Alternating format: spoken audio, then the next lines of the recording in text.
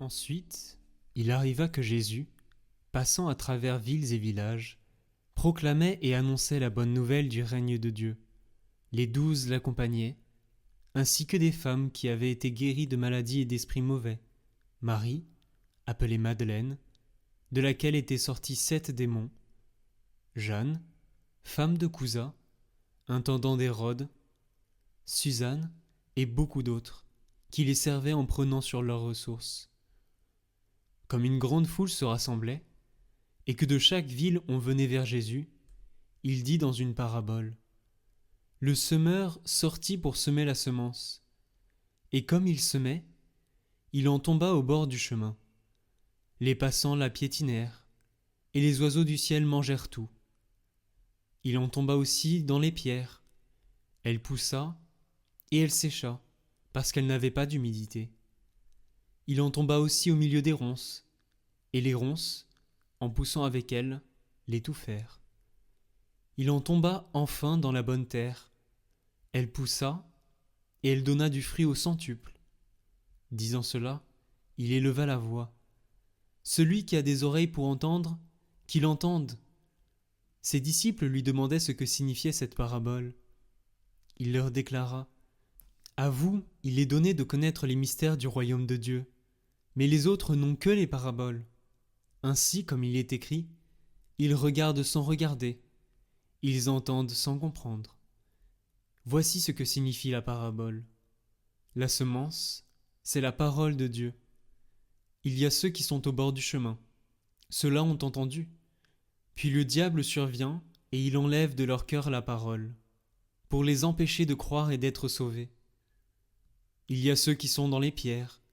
Lorsqu'ils entendent, ils accueillent la parole avec joie, mais ils n'ont pas de racines. Ils croient pour un moment et, au moment de l'épreuve, ils abandonnent. Ce qui est tombé dans les ronces, ce sont les gens qui ont entendu, mais qui sont étouffés, chemin faisant, par les soucis, la richesse et les plaisirs de la vie, et ne parviennent pas à maturité. Et ce qui est tombé dans la bonne terre, ce sont les gens qui ont entendu la parole dans un cœur bon et généreux, qui la retiennent et portent du fruit par leur persévérance. Personne, après avoir allumé une lampe, ne la couvre d'un vase ou ne la met sous le lit. On la met sur le lampadaire, pour que ceux qui entrent voient la lumière. Car rien n'est caché qui ne doive paraître au grand jour. Rien n'est secret qui ne doive être connu et venir au grand jour. Faites attention à la manière dont vous écoutez, car à celui qui a, on donnera, et à celui qui n'a pas, même ce qu'il croit avoir sera enlevé. La mère et les frères de Jésus vinrent le trouver, mais ils ne pouvaient pas arriver jusqu'à lui à cause de la foule. On le fit savoir. « Ta mère et tes frères sont là dehors, qui veulent te voir. » Il leur répondit : « Ma mère et mes frères sont ceux qui écoutent la parole de Dieu et la mettent en pratique. » Un jour, Jésus monta dans une barque avec ses disciples et il leur dit : « Passons sur l'autre rive du lac. » Et ils gagnèrent le large. Pendant qu'ils naviguaient, Jésus s'endormit. Une tempête s'abattit sur le lac. Ils étaient submergés et en grand péril. Les disciples s'approchèrent et le réveillèrent en disant : « Maître, Maître, nous sommes perdus !»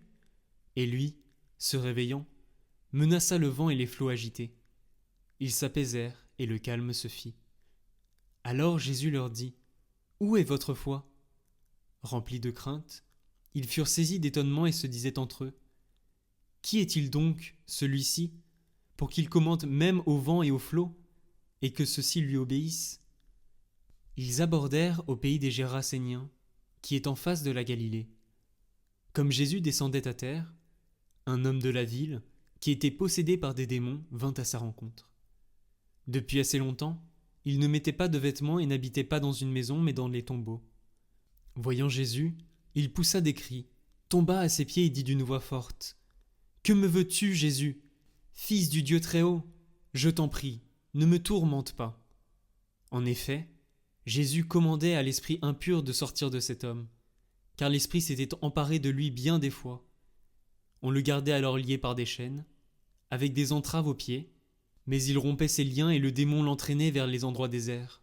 Jésus lui demanda : « Quel est ton nom ? » Il répondit : « Légion », En effet, beaucoup de démons étaient entrés en lui.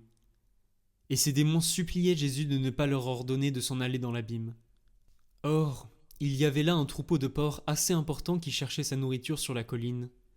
Les démons supplièrent Jésus de leur permettre d'entrer dans ces porcs, et il le leur permit. Ils sortirent de l'homme, et ils entrèrent dans les porcs. Du haut de la falaise, le troupeau se précipita dans le lac et s'y noya. Voyant ce qui s'était passé, les gardiens du troupeau prirent la fuite. Ils annoncèrent la nouvelle dans la ville et dans la campagne. Et les gens sortirent pour voir ce qui s'était passé.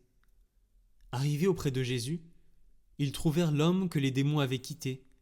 Il était assis, habillé, et revenu à la raison, aux pieds de Jésus. Et ils furent saisis de crainte. Ceux qui avaient vu leur rapportèrent comment le possédé avait été sauvé.